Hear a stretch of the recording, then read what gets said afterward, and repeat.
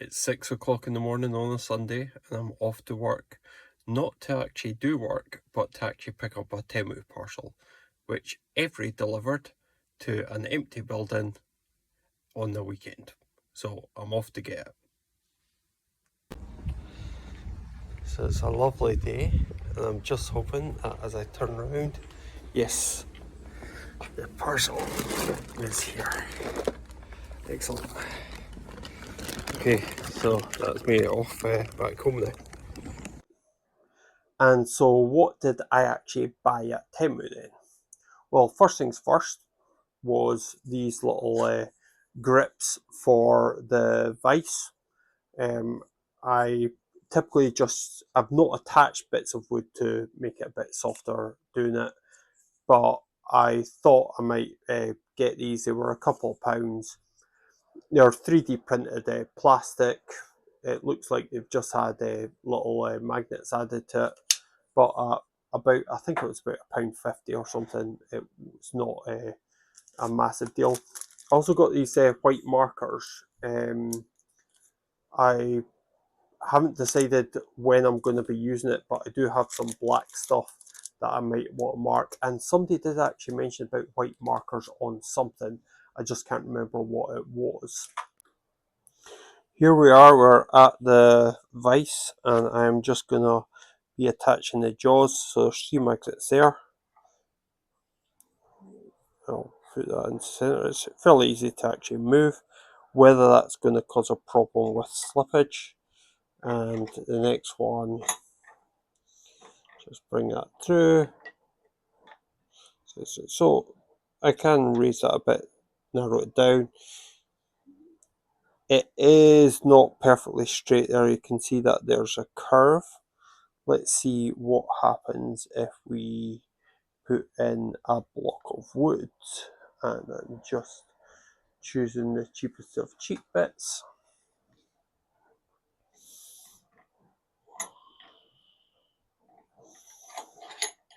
Okay, and so I'm just gonna keep, right, so that's not moving. And also I'm putting pressure in it.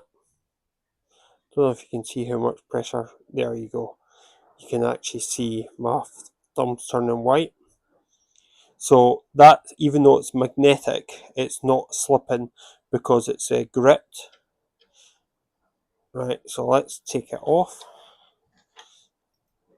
And it does actually put some impressions in it, so it's not ideal, but it's a lot softer than it was before. Let's just compare that by putting it.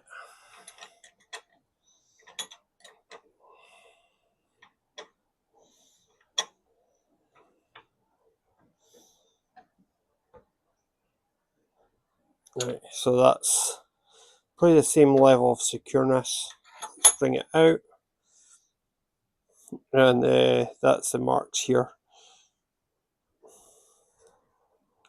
Personally, there's not actually that much difference in the marks, to be honest. I think the biggest bit is these manufacturing being curved out the way as opposed to flat, which is on the other side. I'm wondering if I was to take this apart and actually file these parts down, it'd do a better job. But they cost a couple of pounds, and I might just leave them there. Then I also got 1, 2, 3 different types of solder. And I'm going to be doing this as a future video, as somebody had requested it. I forgot their name who requested it, about comparison of solder before melting, and I'm going to try it with those 3, Parkside and maybe RS, depending on what I've got kicking around at work, and seeing what they look like before you melt them I also want to have a look at them after we melt them as well. And there's something else in the future that I want to test, but I won't go into that just now. Then a couple of things for the wood lathe. I got a live center because I've currently only got the 2-prong live center, and I thought this one looked actually quite good. So it's a bigger hole to actually get in, but then you've got these other grips as well for it. So just do it that way to see the other grips.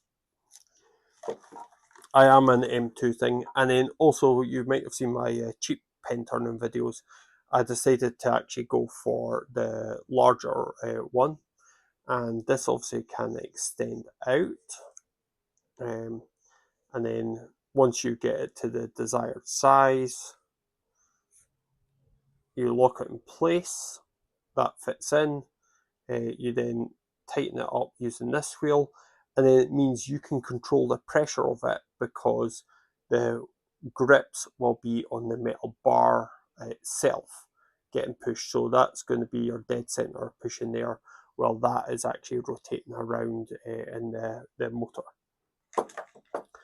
And those were just little bushings so that you can have spacings between it. Okay, what else did I get? Oh, I used it on the all quite a lot, but the one that I've got is fairly cheap. This one is obviously cheap as well because it's from Temu, but it seems a bit more sturdier. So basically, oh, there's actually a screw on this side as well. So there's actually a screw here and a screw here. I didn't know what this one was for. Okay, that's a big spring, and then there's a smaller spring on the other side. So that just adds pressure to it for it. Fairly easy to change that. It seems sturdy enough, but that gives a bit more that I can bash it, and it's nice like spring loaded. Okay, then if you saw my Weird and Wonderful Wood one, I got a load of bottle openers. Well, the other one that I've actually got is I decided to get a couple more things that I can make with the wood, so I'm not just making the pens, and that is these little key rings. So I've got ones that are little arrows, which are like here, and I got ones that have got a little carabiner on them as well. I think they're meant to be for beads, but I thought I would do it with the wood. So it's just something to play off that was low cost. And one final piece is this. So it's a little platform that you can raise up or down. I've got a couple of ideas for it. One is that I'm going to use it for when I'm handling small items on the microscope. I can actually use this instead of the focus wheel, which you saw that I've got a little bit of problem with the bar. I did get a good suggestion from Adam in one of the comments on the more in-depth video, and that video he mentioned about that I could maybe file it and reposition it. Now I could always buy the replacement, which is down to about £16 on Temu, but I will maybe look at making it first. But this is quite handy. There's a couple of ways that I'm thinking it could be useful. I could use it for actually moving it as a fence or as a stopping block that I can actually finally adjust it. I might put a little gauge on the bottom, so I've got some plastic strips for stickable rulers, and I could actually then adjust this back and forward. Now, of course, it's good for actually raising things as well.